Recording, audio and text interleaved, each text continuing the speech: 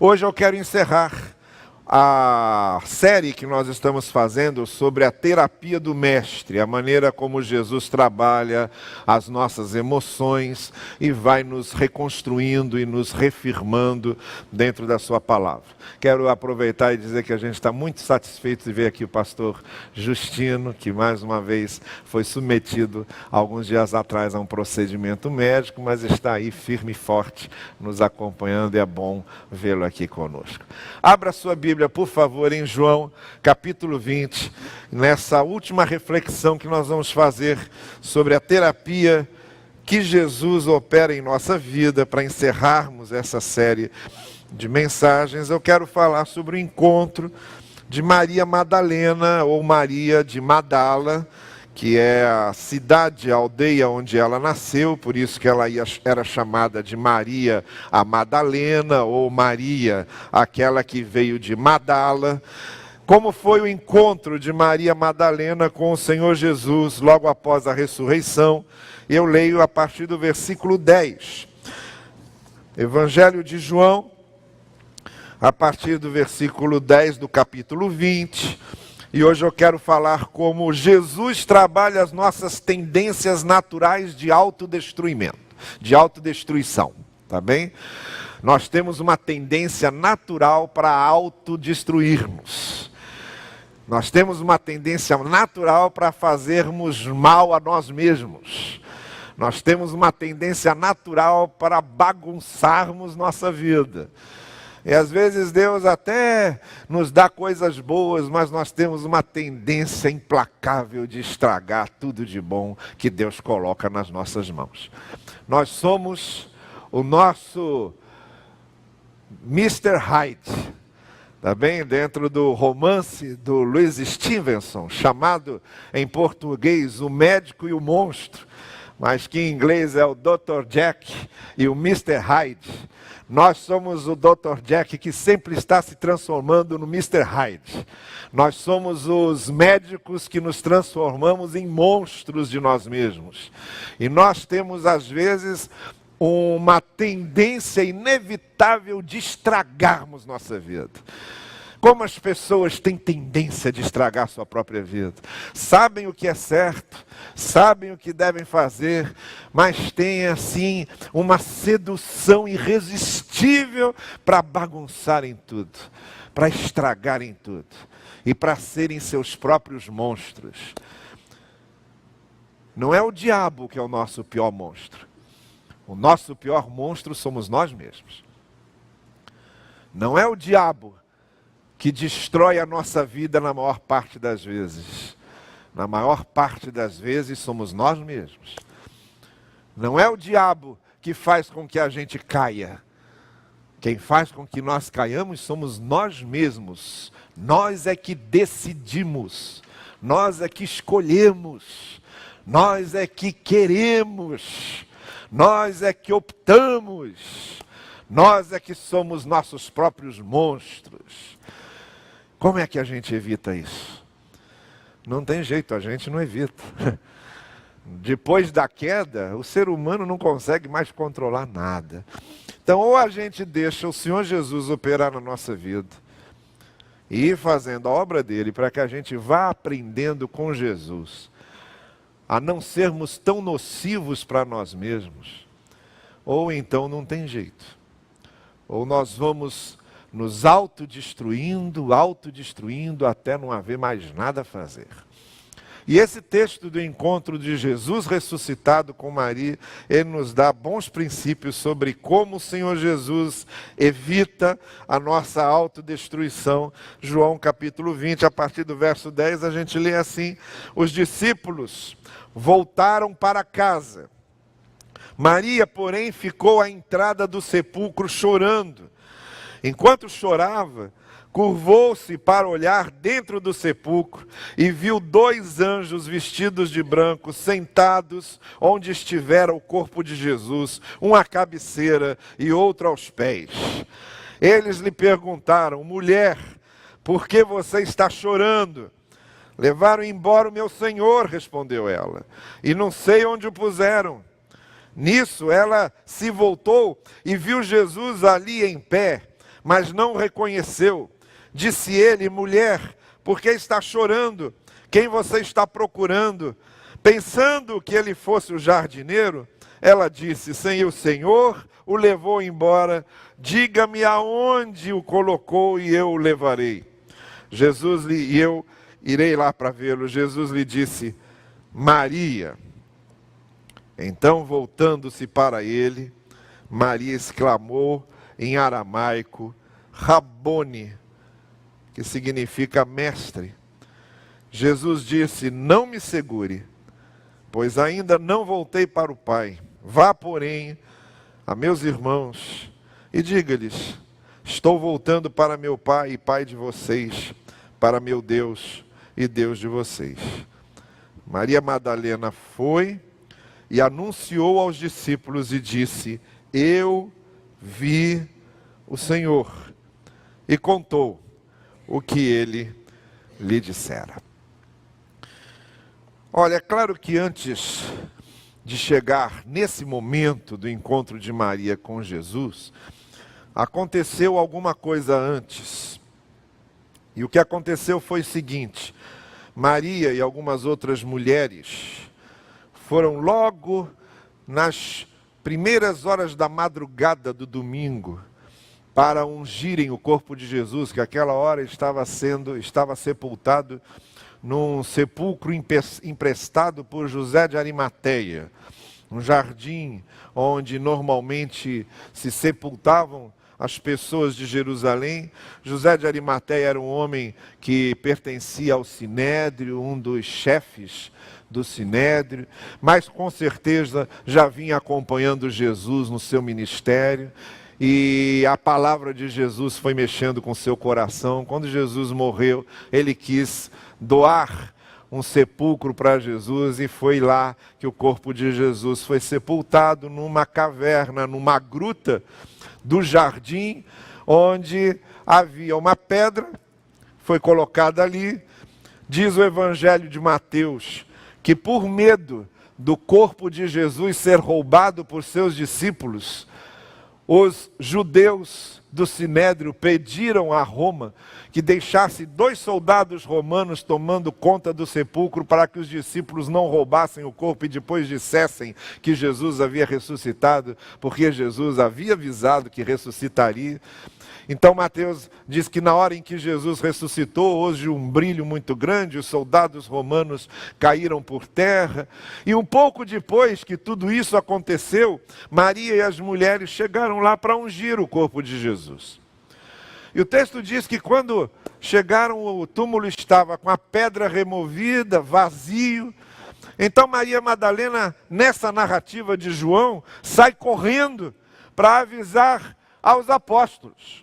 Os 2 apóstolos que ela encontra logo de cara, logo que ela correu, foram Pedro e João, a quem ele mesmo chama, por ser o autor do Evangelho, ele chama aquele que Jesus amava. E Pedro e João, quando ouviram de Maria Madalena que o sepulcro estava vazio, eles saíram correndo. Diz o texto que João correu mais rápido do que Pedro, chegou primeiro, olhou, viu que realmente estava vazio. Pedro chegou, olhou, viu que estava vazio. Maria Madalena ali atrás deles, vendo: e agora o que vai acontecer? E depois de constatarem que o sepulcro estava vazio, Pedro e João saem e voltam, como diz o verso 10 que nós acabamos de ler. E Maria permanece lá onde todo o resto acontece. Como eu disse para vocês, essa narrativa de Maria Madalena com Jesus ressuscitado é um bom guia, é um bom manual para nos instruir a não nos deixarmos destruir por nós mesmos. O que o Senhor Jesus quer fazer conosco é botar margens nesse rio, é canalizar essa nossa energia, que muitas vezes é encaminhada para ser energia de morte, Jesus quer fazer com que essa nossa energia, esse nosso desejo de viver, seja de fato uma energia canalizada para a vida. Porque por mais paradoxal que seja, toda a energia que o ser humano tem, o desejo que ele tem de viver, muitas vezes acaba contribuindo para a sua morte. Porque é mal canalizada, é mal direcionada. Senão, vejam, por exemplo, o maior número de mortes que acontece é de jovens. É uma coisa que sempre me chamou a atenção. Os jovens que têm toda uma vida pela frente são os mais atirados, botam mais a sua vida em risco. Já os velhos que têm pouco tempo de vida são os que mais se guardam. Já perceberam isso? Uma pessoa mais velha, que já tem pouco tempo de vida, de repente ela podia ser até mais ousada. Ah, agora falta pouco mesmo, vamos ver o que dá, né? E os jovens não. Os jovens, ainda tem muito tempo, eu não vou arriscar minha vida aqui, porque eu vou ter um prejuízo muito grande se eu perder. Mas é justamente o contrário. É quem já viveu muito, é que toma mais cuidado, e que tem muito a viver ainda, é que se arrisca barbaramente, de uma forma impressionante. Pois essa energia de vida, nós canalizamos muito mal, e acaba se transformando num caminho de morte. E nós não podemos negar que por mais desejo que nós tenhamos de viver e viver bem, nós sempre estragamos as coisas. O que esse texto nos mostra é que Jesus quer botar margem nesse rio. Ele quer canalizar a coisa. Ele quer nos ajudar a que essa energia de vida realmente produza vida. Realmente produza vida. E não desgraças. E não catástrofes. E não autodestruição. E algumas coisas, então, para as quais eu quero chamar a sua atenção aqui. A primeira coisa que eu quero chamar a sua atenção é logo o versículo 10, o primeiro versículo que nós lemos. Depois que tudo aquilo aconteceu, o verso 10 diz que Pedro e João tomaram o seu caminho, voltaram lá para casa, foram embora, e Maria ficou ali, de frente para o túmulo, sozinha, outra vez. A primeira coisa que a gente precisa ter cuidado é que por mais, prestem bem atenção nisso, por mais que nós tenhamos pessoas ao nosso lado, por mais que sejam íntimas, por mais que se interessem por nós, chega um momento em que cada um vai tomar o seu caminho. Haverá momentos na vida em que somos nós conosco. E é nesse momento que muita gente se deixa autodestruir. Não tem jeito. Chega momentos na vida em que pai e mãe não podem ajudar, em que irmãos podem fazer muito pouco, que a decisão é nossa, os passos são nossos, o caminho é nosso, os resultados são nossos, nós é que temos que arcar com as consequências. Porque é muito fácil as pessoas ficarem em volta dizendo, eu acho que você deve fazer isso, eu acho que você deve fazer aquilo, estão sempre prontas. Mas normalmente, quando a gente segue a cabeça dos outros, é a gente que vai arcar sozinho com as consequências das decisões que a gente tomou.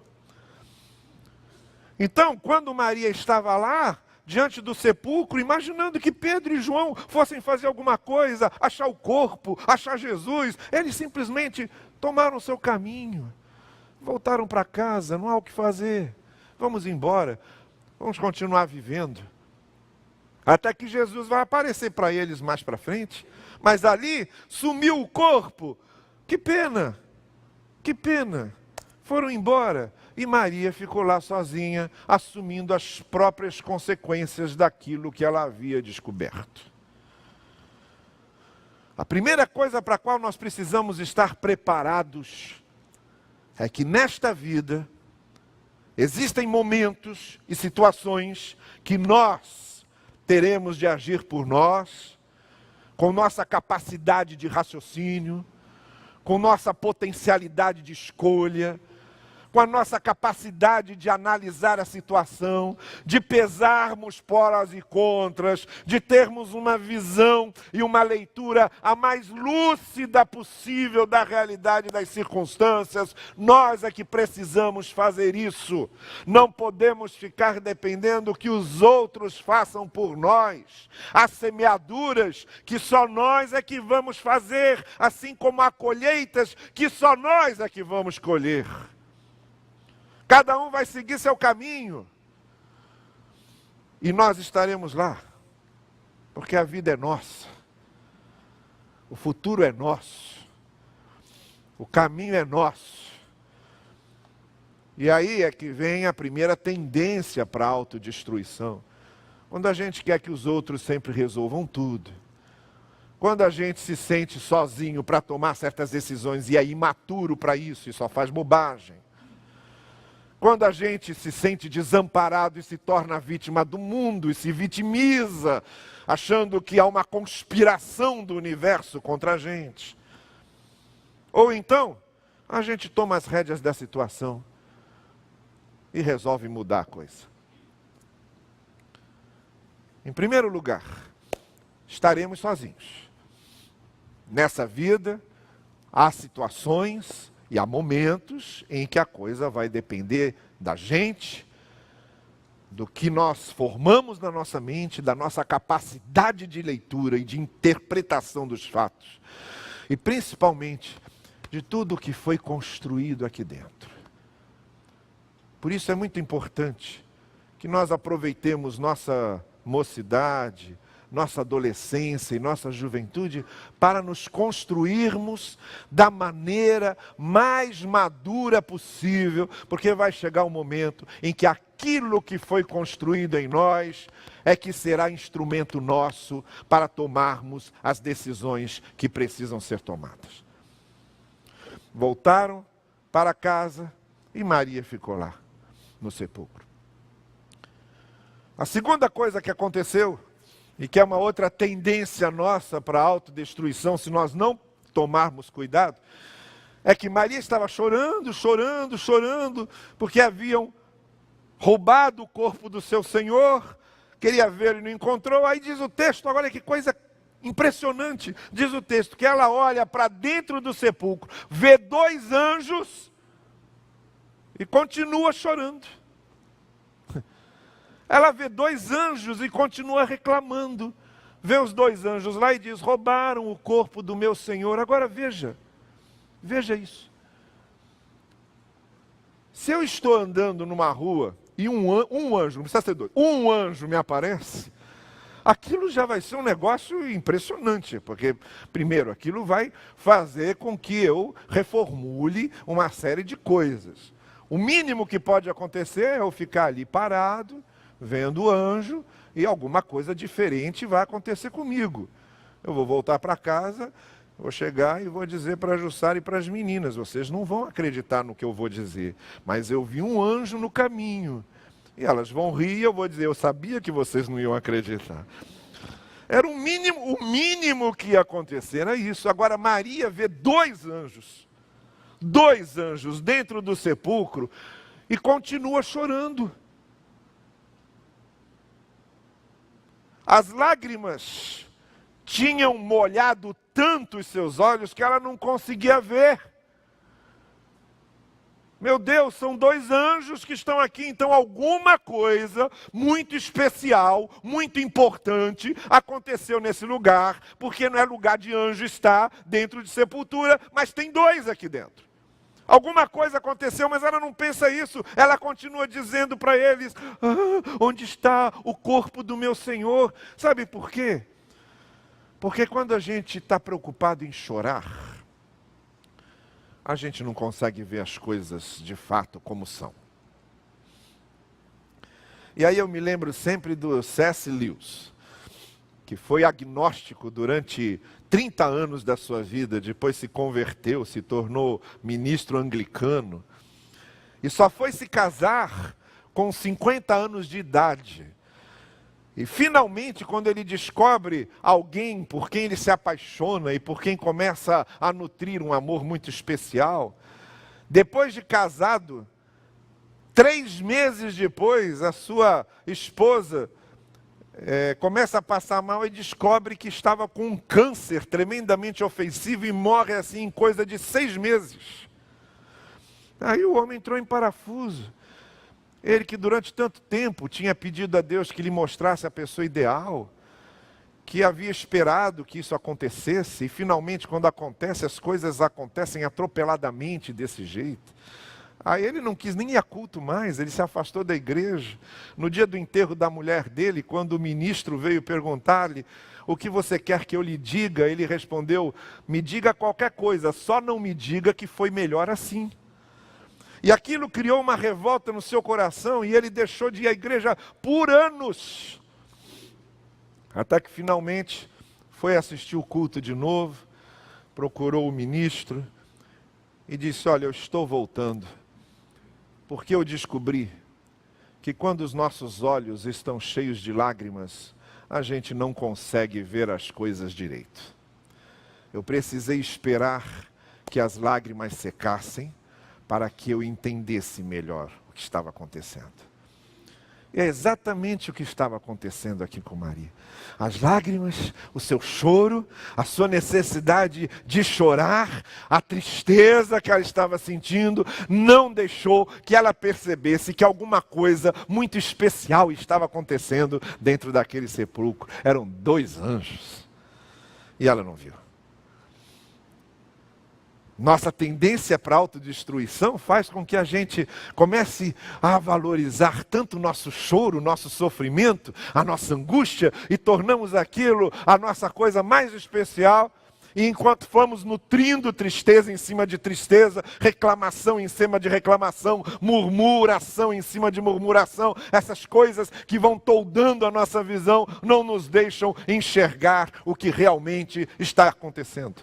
E ainda que 2 anjos apareçam na nossa frente, a gente não reconhece, não identifica e continua chorando e continua reclamando, porque quando os olhos estão cheios de lágrimas, a gente não consegue enxergar direito. Há uma terceira coisa que aconteceu aqui. Porque aí então, depois que ela se retira do sepulcro, como se nada tivesse acontecido, aí ela encontra o próprio Jesus. Aí é o próprio Senhor Jesus que aparece para ela. Só que o texto diz, ela não o reconheceu e pensou que ele fosse o jardineiro e entabulou toda a conversa com ele como se fosse o jardineiro e já emendou uma coisa dizendo assim: olha, se foi o Senhor que levou o corpo do meu mestre, me diga para eu ir lá buscar. Que coisa louca. Sabe o que é isso? Eu vou dar um nome, que é a mãe de todas as nossas ansiedades e angústias. E a mãe de todas as nossas ansiedades e angústias se chama precipitação. Precipitação. Se tem uma coisa autodestrutiva ao extremo, é a nossa tendência de nos precipitarmos. A própria palavra já diz, vem de precipício. Alguém que se precipita e está se lançando no precipício, precipício abaixo. Os precipitados estão se jogando no precipício. A nossa tendência de precipitação embola todo o meio de campo, olha, faz uma confusão enorme na cabeça. E ela se precipitou do início ao fim. Não reconheceu Jesus, imaginou que ele fosse o jardineiro, conversou com ele como se fosse o jardineiro e ainda fez uma proposta.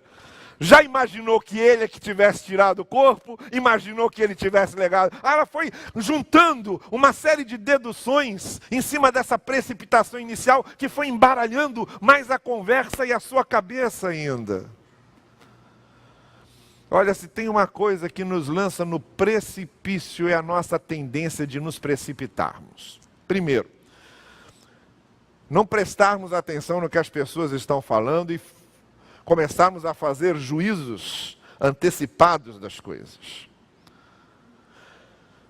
Cultivarmos no nosso coração sentimentos errados a respeito da pessoa, em cima de coisas que a gente olhou, mas não entendeu direito ou não vimos direito, e aí a gente vai cultivando uma série de sentimentos que não precisariam ser cultivados se a gente olhasse melhor. Não foi à toa que Jesus Cristo, quando curou aquele cego e perguntou: o que é que você está vendo? Ele disse: eu estou vendo umas árvores que parecem uns homens, ou estou vendo uns homens que parecem umas árvores, não sei ao certo, a coisa está muito confusa. Aí Jesus vai lá e toca de novo, porque não pode ficar se precipitando, você não pode confundir homens com árvores. Homens são homens e árvores são árvores. Se você ficar confundindo isso, não vai dar certo. Se fosse um cachorro, seria pior ainda. Então não faça isso, vamos acertar essa visão. Aí Jesus o toca de novo. E aí a visão dele se apruma, e ele começou a ver as coisas como elas realmente eram. Olha, não tem nada mais autodestrutivo do que a gente tirar interpretações precipitadas. Quantas brigas em família, quantas mágoas, quantos ressentimentos, quantas desgraças aconteceram, porque a gente se precipita. Porque a gente se precipita. Hoje de manhã eu estava falando da sociedade violenta que nós estamos vivendo. Meu Deus do céu, a melhor coisa que aconteceu foi proibir as pessoas de andarem armadas, porque do jeito que as pessoas estão se precipitando hoje, se todo mundo andasse armado, isso aqui ia virar, já é um velho oeste, ia virar um velhíssimo oeste. Ia ser um negócio insuportável, porque você ia tirar seus juízos e ia sair atirando. Primeira coisa que você sentisse. Mas quantas pessoas a gente mata sem arma? Quantas pessoas a gente mata sem dar tiro? Por causa das nossas precipitações. Quanta gente que está sofrendo à toa, porque foi precipitada no seu juízo, tirou conclusões precipitadas, está sofrendo à toa. Foi a história daquele camarada passando em frente a uma casa. Aí ouviu uma mulher gritando dentro da casa: socorro! E um homem gritando: eu mato! E a mulher gritava: socorro! E o homem gritava: eu mato! Aí ele foi lá socorrer a mulher. Aí quando ele entrou na casa, estava a mulher em cima da mesa, gritando socorro, e o homem com um sapato na mão atrás de uma barata e dizendo: eu mato! Eu mato! E ela: socorro! E ele: eu mato! E ele fez uma ideia completamente diferente da coisa. Quanta gente se prejudica e chora à toa, porque se precipita nas suas decisões e se precipita nas suas conclusões. Maria foi uma precipitada, até porque ela estava chorando por uma coisa que não tinha acontecido. Qual era o motivo do choro dela? Quando Jesus pergunta: mulher, por que choras? E ela estava dizendo: o meu Senhor foi roubado daqui do seu... Ela estava chorando por alguém que nem estava morto mais. Está entendendo? A razão do choro dela não tinha sentido, porque ele já ressuscitara. Ela estava chorando por um defunto que não existia. Ah, por favor, quanta gente que está chorando por causa de defuntos que já não existem. Quanta gente chorando por mortos que já não estão mortos. Quanta gente chorando por coisas que já foram resolvidas e estão chorando porque se precipitam. Não tem nada mais autodestrutivo do que isso. Aí acontece uma quarta coisa. O Senhor Jesus vira para ela e ela não o havia reconhecido. E aí o Senhor Jesus então diz para ela em aramaico. Os judeus normalmente falavam hebraico, que era a sua língua original. Mas o aramaico havia se tornado algo universal ali, então eles também falavam aramaico. Em aramaico, a palavra era Rabone, em hebraico era Rabi, mas que quer dizer mestre. E Jesus diz em aramaico para ela, Rabone, ela diz em aramaico para Jesus, Rabone, mestre, quando Jesus diz a ela, Maria. Maria. Aí o que me chama a atenção é que enquanto ela estava olhando para Jesus, ela não reconhecia. Enquanto estava olhando para Jesus, ela não reconhecia. Foi preciso ouvir a palavra de Jesus. Foi só quando ela ouviu Jesus falar, foi que aí ela reconheceu, seus olhos se abriram e ela diz: Mestre. A nossa tendência de autodestruição tem uma maneira de ser evitada. Creiam nisso. É aprendermos de uma vez por todas que o Senhor é o nosso mestre e é a ouvirmos sua palavra. Mais importante do que querermos ver, é crermos na sua palavra, é ouvirmos a sua palavra. Não há nenhuma outra chance de nós darmos fim à nossa tentativa de autodestruição, a não ser de uma vez por todas, nós assentarmos no nosso coração e na nossa mente: eu preciso ouvir a palavra do meu mestre. Ou a gente decide isso, ou é uma desgraça. Eu preciso ouvir a palavra do meu mestre, porque é só quando eu ouço a sua palavra que eu consigo reconhecê-lo.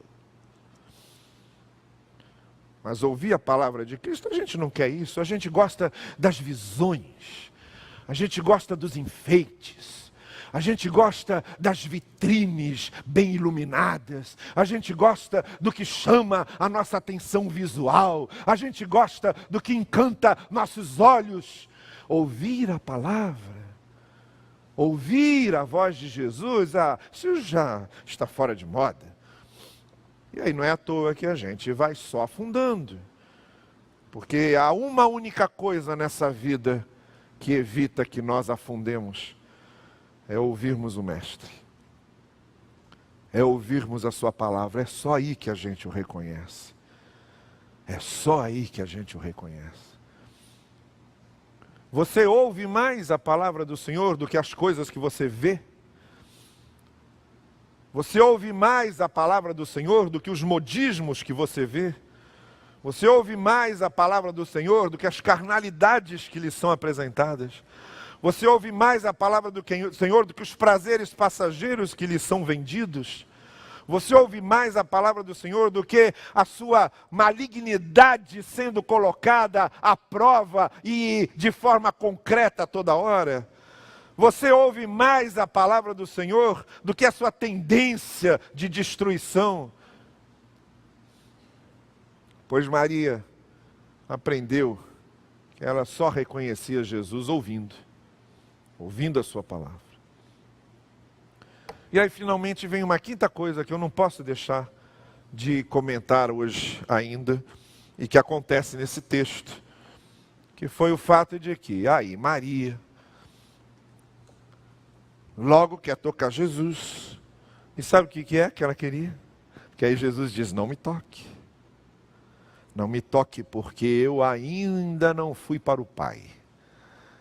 Tem algumas coisas que precisam acontecer, não me toque. Aí tudo que é comentarista fica dizendo: o que Maria queria? Maria Madalena queria o quê? Maria Madalena queria comprovar se era realmente Jesus ressuscitado, em corpo, em carne e osso. Maria Madalena queria o quê? Queria trazê-lo para perto dela, para que ela pudesse olhar de perto o seu Senhor, ver as feridas, ver que milagre era aquele dele ressuscitado. Eu acho o seguinte: eu acho que como qualquer um de nós faria, vamos lembrar do contexto. Pedro e João olharam, saíram e voltaram para casa. Sabe o que Maria queria? Queria pegá-lo e dizer: agora vamos lá que eu vou mostrar para aqueles dois o que foi que aconteceu, o que foi que eu achei. Eu vou lá mostrar. Agora eu quero mostrar, porque não vão acreditar. Se eu chegar lá dizendo Jesus ressuscitou, não vão acreditar. Palavra de mulher também não valia muita coisa naquela época. Hoje vale um pouco mais, mas naquela época não valia. E aí ela queria pegar Jesus e levar lá para dizer: olha, está aqui, não é só invenção minha não, está aqui ele ressuscitado, um bibelô. Mostrar para eles o bibelô daquilo que ela estava falando. E aí o Senhor Jesus diz: Maria, vamos começar aprendendo uma coisa sobre mim agora? Você não pode me enquadrar nos seus caprichos. Não me enquadre nos seus planos. Não me enquadre nos seus planos. É você que tem que se enquadrar aos meus planos. Não queira me levar para os seus caminhos. Sou eu que vou levar você para os meus caminhos. Não queira me conduzir, porque eu sou inconduzível. Sou eu que vou conduzir você. Não me toque. Vamos inverter isso aí. Eu conduzo você. Está bem assim?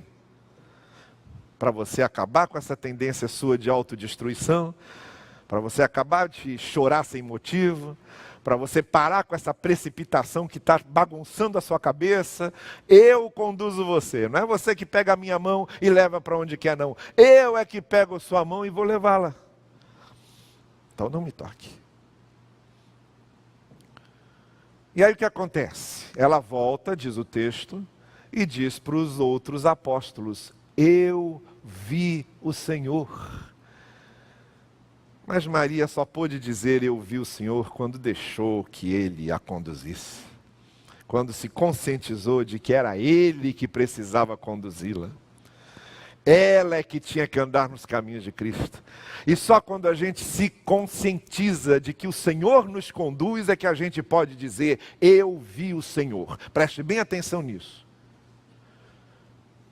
Você só pode dizer eu vi o Senhor se a sua vida estiver sendo conduzida por Ele. Está entendendo?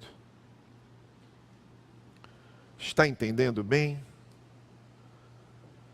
Você só pode dizer eu conheço o Senhor, eu vi o Senhor, se Ele realmente for o seu Senhor. Se Ele de fato estiver conduzindo os seus caminhos. Se Ele de fato estiver conduzindo você pela mão, é só aí que você pode dizer, eu vi o Senhor. Senão, é conversa fiada, é conversa de religioso, é conversa de gente igrejeira, é conversa de membro de igreja, que não vale um tostão furado, porque só vale mesmo aquela experiência verdadeira que temos com o Evangelho. E só podemos dizer, eu vi o Senhor, quando nós, em vez de querermos conduzir Jesus para os nossos caprichos, deixamos-nos conduzir por Ele. É Ele que nos ensina a sua vontade, é Ele que mostra os passos que Ele quer que nós demos, é Ele que nos mostra quais são nossas escolhas, é Ele que mostra que direção devemos seguir. Quando nós deixamos que isso aconteça, finalmente a gente pode dizer, eu vi o Senhor. Senão, não vale. Gente querida, somos todos Maria Madalena. Ninguém é melhor do que ela. Somos todos Maria Madalena. Temos todos em nós essa tendência de autodestruição. Todos nos precipitamos. Todos deixamos que as lágrimas nublem nossa visão. Todos deixamos de reconhecer o Senhor. Todos negligenciamos a necessidade de ouvir a sua voz. Todos queremos mais conduzir Jesus do que deixar Ele nos conduzir. Todos fazemos isso. Nós todos somos Marias Madalenas, sem tirar nem pôr. Mas ela aprendeu. E nós também podemos aprender. Essa noite, a gente essa noite pode dizer, eu quero sim continuar seguindo Jesus, mas não do jeito que eu estou seguindo. Eu quero sim continuar seguindo Jesus, mas deixando que Ele seja o meu Senhor, deixando que Ele me conduza, deixando que Ele enxugue minhas lágrimas, porque com lágrima não dá para eu ver direito, deixando que Ele acalme meus ânimos, minhas ansiedades, para que eu não entre nesse ciclo de precipitações, de prejuízos, de antecipações que vão tornando a minha vida um inferno. Eu quero continuar seguindo Jesus, para que Ele faça de mim alguém que vá se parecendo cada vez mais com Ele. Todos nós podemos tomar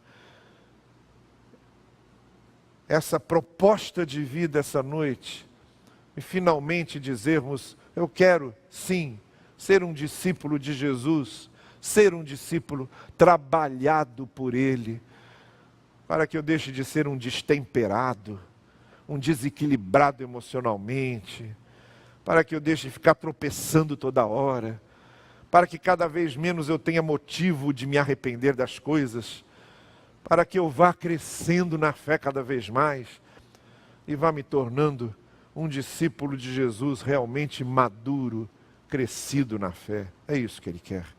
É isso que eu quero. É isso que todos nós queremos. Não nos deixemos permanecer no degrau de Maria Madalena, mas subamos com ela para o degrau seguinte, porque o que o Senhor quer é fazer de nós cada vez mais parecidos com Ele, para que nós possamos de fato viver aquilo que Ele tem preparado para nós. Que isso aconteça dessa forma. Amém? Você pode curvar a sua cabeça agora aí.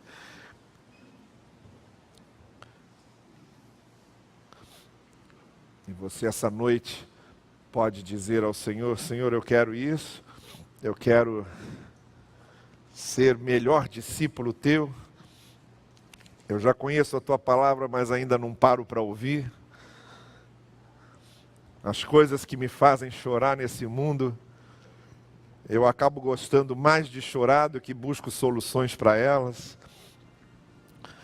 Eu sou uma pessoa extremamente ansiosa, atropelo as coisas, vou me precipitando, tirando conclusões que só vão me infelicitando, só vão me confundindo, só vão me afastando das pessoas. Senhor, eu tenho sido esse que vê 2 anjos na frente e não reconhece. Eu tenho sido esse que vê um sepulcro vazio e não reconhece. Eu tenho sido esse que está diante de Ti, há tanto tempo diante de Ti, há tanto tempo. Criado no Evangelho, crescido no Evangelho, há tanto tempo diante de Ti e ainda não Te reconheço. E ainda não Te reconheço. E quero ser um discípulo melhor. Quero ter uma vida em comunhão contigo cada vez melhor. É isso que eu quero. Nós vamos cantar um hino que diz: Deus cuidará de ti. É uma coisa muito fácil nós dizermos isso. Difícil é vivermos isso. Vivermos na confiança de que Deus cuidará de nós. Então vamos fazer o seguinte: vamos ficar em pé e vamos cantar esse hino. E vamos fazer o seguinte, enquanto estamos cantando esse hino, aquelas pessoas essa noite que estão com o coração aberto e que de fato querem aprender a confiar mais, a depender mais do Senhor, a se submeter mais a Ele, a seguir mais de perto os caminhos do Senhor. Aquelas pessoas que essa noite não querem só cantar Deus cuidará de ti, mas querem diante dEle assumir uma confiança tão estreita e tão estreita, que possam de fato descansar nele. Eu gostaria de orar com você essa noite. Se nessa noite você no seu coração está sentindo o desejo de ser um melhor discípulo, um melhor seguidor do Senhor, nesses termos que nós aprendemos aqui, para que nós paremos de uma vez por todas de sermos nossos maiores inimigos e de destruirmos nossas próprias vidas, e aprendendo com Maria Madalena a seguirmos Jesus de verdade e maduramente. Se nessa noite você tem lágrimas que o Senhor precisa enxugar, se nessa noite você tem caminhos que o Senhor precisa abrir, se nessa noite você quer dizer: eu não quero conduzir Jesus, eu já tentei, eu fico tentando, toda hora eu quero que Ele faça a minha vontade, mas cansei disso, agora eu quero fazer a vontade dEle, porque é só quando Ele me conduz que eu realmente o reconheço. Você está sentindo isso? Então, enquanto nós vamos cantar aqui, Deus cuidará de ti, Deus cuidará de ti, junte a letra desse hino a uma intenção concreta, verdadeira do seu coração, saia do seu lugar, venha aqui à frente que eu quero orar junto com você e faça de hoje à noite um marco na sua vida cristã, um marco na sua vida de discípulo, para que essas coisas mudem e você de fato se torne um discípulo de Jesus cada vez melhor. Vamos cantar.